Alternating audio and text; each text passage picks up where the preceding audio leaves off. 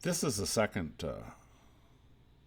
video in the series I'm putting together for DMX and Unreal Engine and how it's used in Music Oasis on Steam. And it's for basically people that are working on Music Oasis on Steam and want to help build or build their own.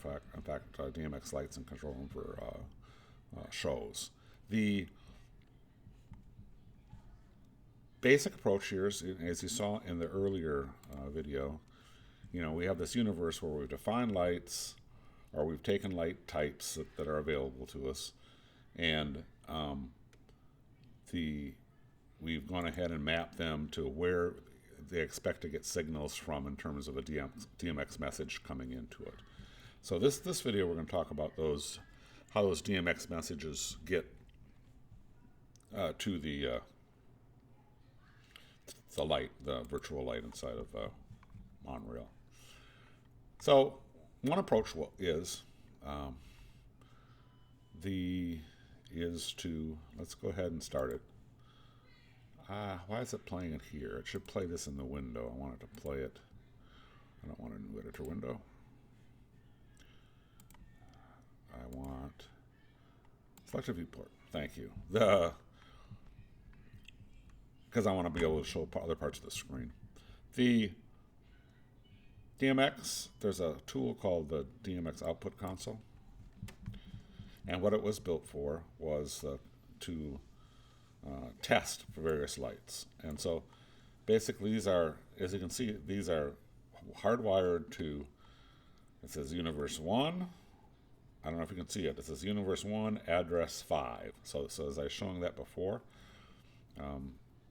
that would say Universe 1, address 5, which is the start of the moving head. So as you can see, if a value between 0 and 255 gets sent to this universe, into this universe at that channel, it would be part of a color wheel, and it's 0. I just name these.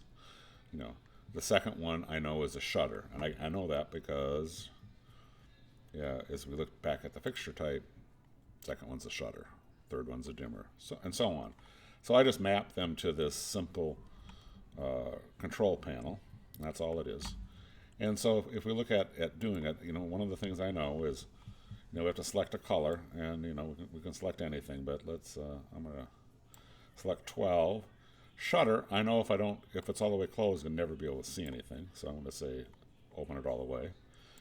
Dimmer, again, let's do about halfway up. Still don't see anything yet because there it is. You'll see it. And there are, in essence, those signals have all been set. If I want it to be not as bright, turn it down, because that's a dimmer. And so this is just a piece of software that they built that have slider switches that you can change and to test your lights as you put them in there. I will be building something very similar, but with more in my control for our DJ panel, and we'll be discussing that in the future and be able to modify it based on DJ's inputs. So anyway, I don't want to show all the features of this. There's plenty of videos out there. I could, one first thing I'm going to do is I'm going to turn the zoom up. I'm going to make them look like spotlights. And, I could pan it if I wanted to, Yeah. Let's see let's go down there. Move it to there. Move it to the other side. So on. So it's just, anyway, this is and it's bouncing back because of the way that light's set up. I think, again, I'm not going to go over how the light works. It just give you a general idea of what how that universe can be controlled, because these are changing the values in that universe. In fact, if I went and looked at their other tool, another DMX tool, activity monitor, it'll tell you've sent on byte 5 the value of 12, you sent 255 in channel 6 and channel 7, and so on.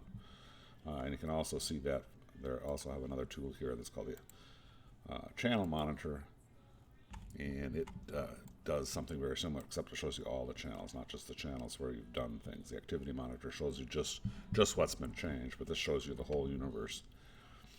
So that's kind of how a piece of software, which is in this case is their DMX Output DMX controller they wrote in C++, how you could control the lights inside of the show. Now, if you had 3 spotlights set up that had the same specifications in real world, based on a generic moving head, they would change too and do the same things as you see here in the Unreal Engine, the simulated lights.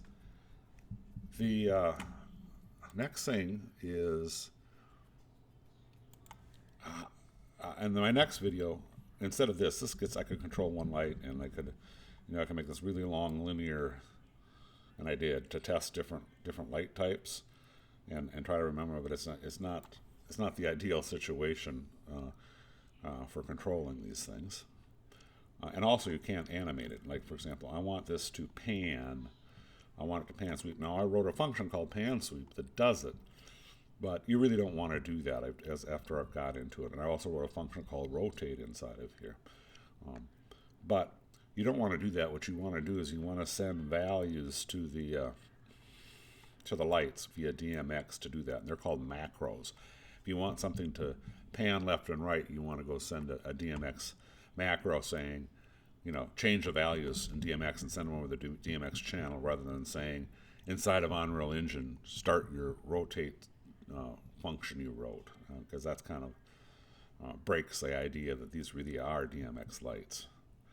In the next video, I'll talk about the ability to control them and animate them, and different approaches to that, and that I've played with, and that I'm starting to integrate into some of the stuff we're doing.